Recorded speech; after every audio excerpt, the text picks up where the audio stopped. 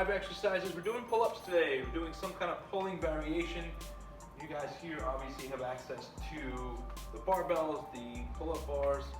Folks at home, you can replace this exercise with any exercise that you missed all week long, whether it be the squat, whether it be the bench press, whether it be the deadlift.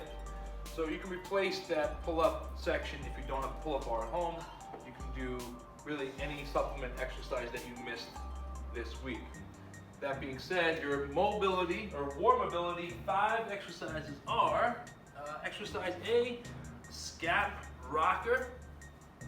So you're going to take a low plank position here, squeeze your glutes, keep that good solid core position with your plank, and then without moving your hips or your head, pinch your shoulder blades down, rock forward, and then press your elbows into the floor, press your hips back, open up your upper back and lats, feel that stretch, and then come back down to a center position, pinch, rock, forward, back. Okay, that's really gonna open up your lats here and get your shoulders fired up, primed up for the pull-up. Next up, bent knee wipers. Flat on your back, tabletop position. Tuck that lower back down so your lower back stays flat. Now your hands are out. Drop your hips to one side without letting that shoulder come up. So the goal is to keep your shoulders anchored into the floor, hands pressed into the floor, and just wring your towel out, so to speak, right? Like you're wringing a towel out. Trying to keep those knees together. If you want more core action, don't let your knees touch either side. Okay, we're doing 8 each. Folks at home, banded rows. Step on the band if you have one.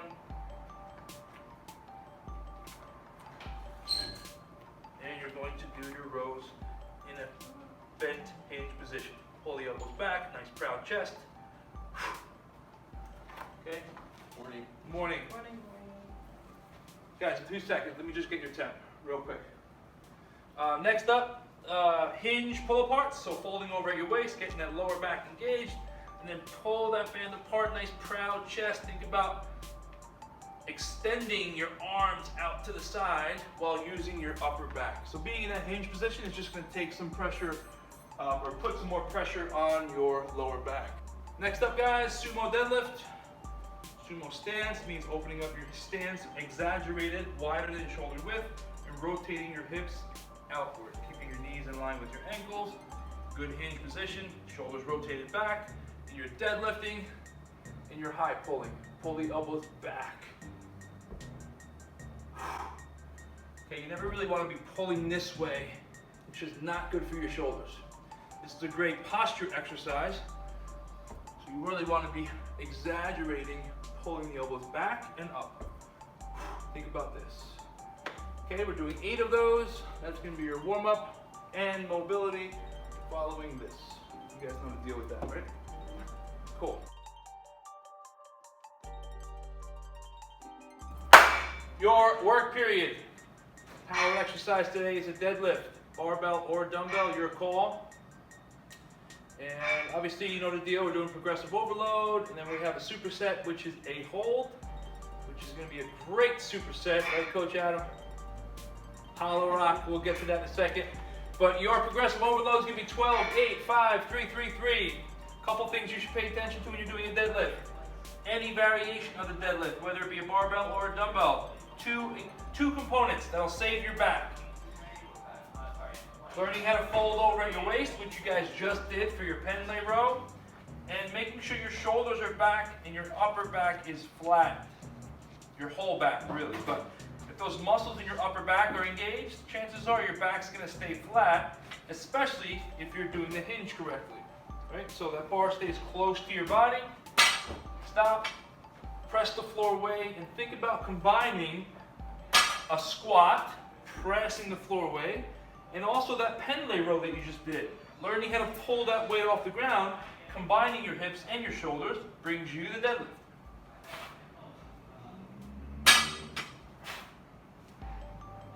Okay? Now, your call. You can obviously increase weight. You have more weight here. Natalie, if you're using dumbbells, if you're using kettlebells, whatever you're using, you can still obviously follow those principles. Deadlift rules still apply, kettlebell or barbell or dumbbell, whatever you got. If you want to try putting that band, stepping on it, and putting it through towards maybe the 5th and the 3rd rep round, just to increase tension on your weights, that might be an idea for you. Your hold is going to be a hollow hold, kind of like what you just did with your straight leg raise. Make sure that lower back is flat, point your toes, squeeze your quads, shoulder blades are off the ground, heels are off the ground, and you're just chilling out right here. I put a range on the board, 30 to 45 seconds. Why? Because if you can't hold, if you're trying to hold for 45 seconds, but 20 of those seconds you're in shitty posture, it's not worth it. Give me a solid 30 seconds is better than a shitty 45, right? So if you can maintain that good strong posture and core, then go for the 45. If not, give a solid 30. It's just as beneficial. Strong hip hinge posture, strong shoulders back, and you can do your rows from a stop position here.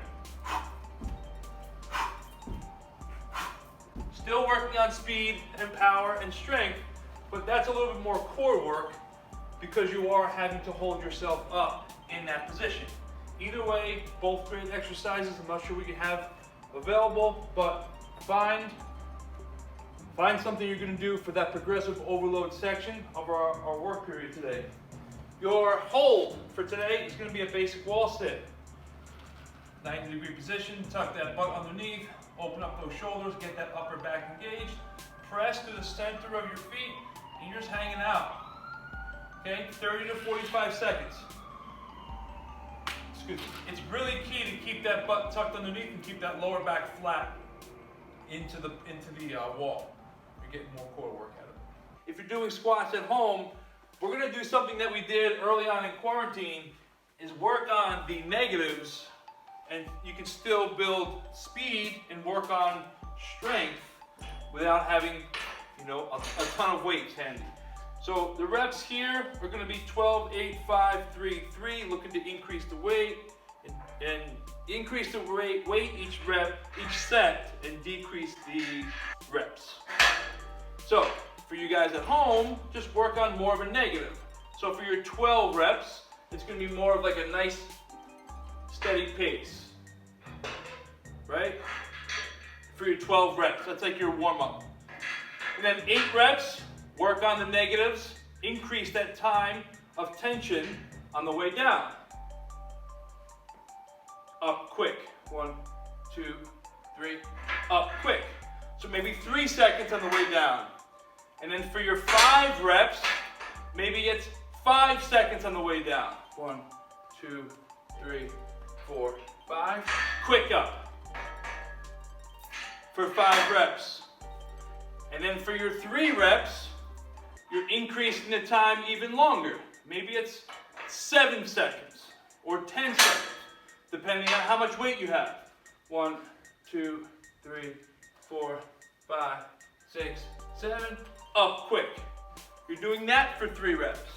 And that's gonna be how you can progressively overload at home without having a ton of weights. Your planks obviously are still gonna be the same. Here, I'll go through it for the 1500th time. Squeeze your glutes, tuck your butt underneath, keep that upper back active, and you're chilling out. So if you can do a good solid plank for 30 to 40 seconds, your body should be shaking, trembling, head to toe, every muscle engaged, including your glutes. So that's gonna be work, plenty of work all in itself right there. You're starting a new round every 3 minutes, so you're probably gonna get about 1.5 minutes rest each set.